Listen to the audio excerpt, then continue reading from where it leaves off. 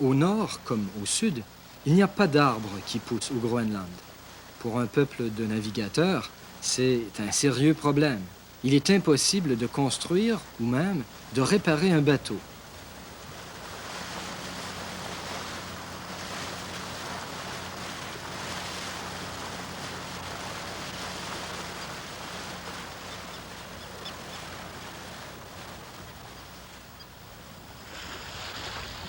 Mais plus à l'ouest, il existe d'autres terres et du bois.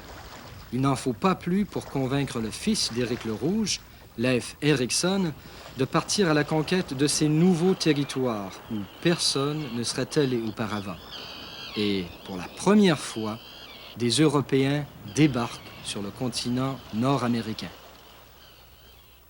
Ils sont impatients d'aborder. Et la saga raconte que tellement ils étaient impatients d'aborder, d'aller à terre, qu'ils sont sautés par-dessus le navire, descendus dans l'eau et en allant à travers l'eau, ils sont allés jusqu'à la terre, reconnaître cette terre-là, est-ce que nous pourrons nous y installer?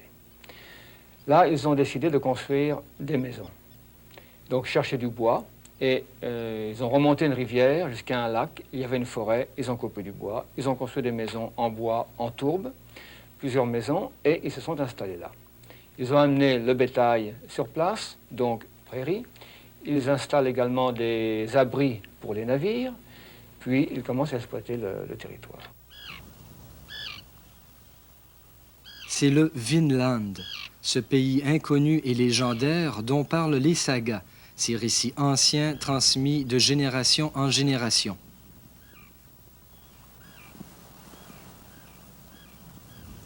Plus tard, au 19e comme au 20e siècle, on va s'efforcer de retrouver des traces du passage des Vikings. Mais les indices des sagas sont trop vagues. Et en 1960, au moment où on n'y croyait plus, un archéologue norvégien, Helge Ingstad, aborde après plusieurs années de recherche dans un petit village à la pointe nord de Terre-Neuve, Lance aux Meadows. Comme d'habitude, il pose aux habitants cette question. Y a-t-il des ruines par ici? De fait, il y a de curieux monticules près du village. C'était là. Dès l'été suivant, on entreprend des fouilles systématiques qui permettront de trouver quelques petits objets indéniablement vikings qui sont maintenant exposés au parc national historique de Lance aux Meadows. Entre autres, quelques rivets provenant de la première forge en Amérique, un volant de fuseau utilisé pour filer la laine et une broche à anneaux dont on se servait pour retenir une cape sur ses épaules. C'est modeste, mais suffisant pour garantir l'authenticité des lieux. L'UNESCO a consacré dans sa liste du patrimoine mondial ce site archéologique comme un des plus importants du monde entier. Le site de Lance aux Meadows, c'est la preuve que l'on cherchait et qui démontre que les Vikings sont bel et bien venus au Canada vers l'an 1000, plus de 500 ans avant Jacques Cartier. Ils sont partis du Groenland avec leurs familles et leurs troupeaux et ils se sont établis ici, à la pointe nord de Terre-Neuve. On a retrouvé les fondations de 3 maisons, d'une forge et de 4 ateliers, comme les Vikings les construisaient en Islande, avec les murs et le toit en tourbe. Et tout cela formait un véritable village d'environ 80 habitants.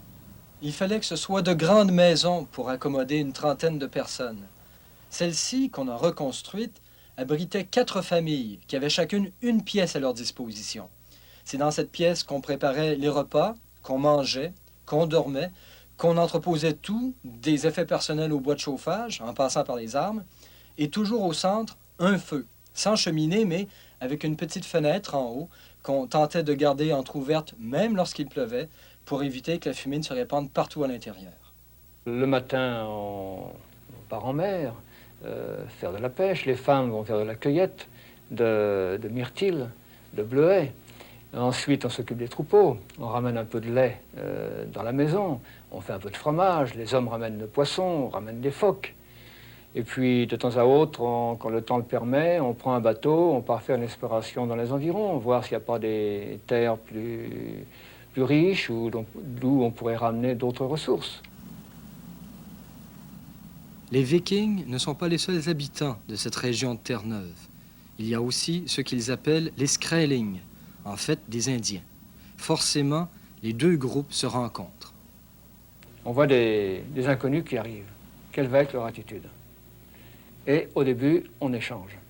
On leur propose des tissus qu'ils ne connaissaient pas. Les Skrellings amènent des peaux ou du poisson. Ils repartent, ils reviennent en plus grand nombre. Donc, inquiétude plus grande des colons. Et à un certain moment, il y a une vache qui se met à meugler. Et panique chez les Skrellings, qui se sauvent et qui reviennent avec une certaine agressivité.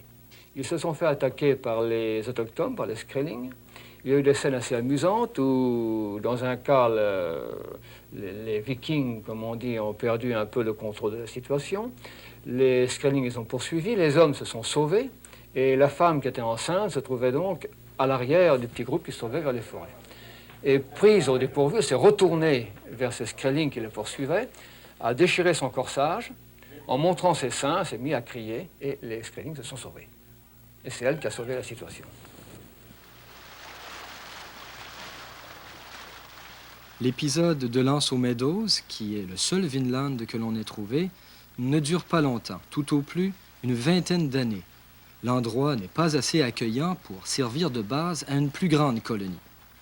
Les Vikings vont peut-être explorer d'autres parties de la côte, mais les colons de Lance aux Meadows, semble-t-il, rentrent au Groenland, où la société est mieux organisée.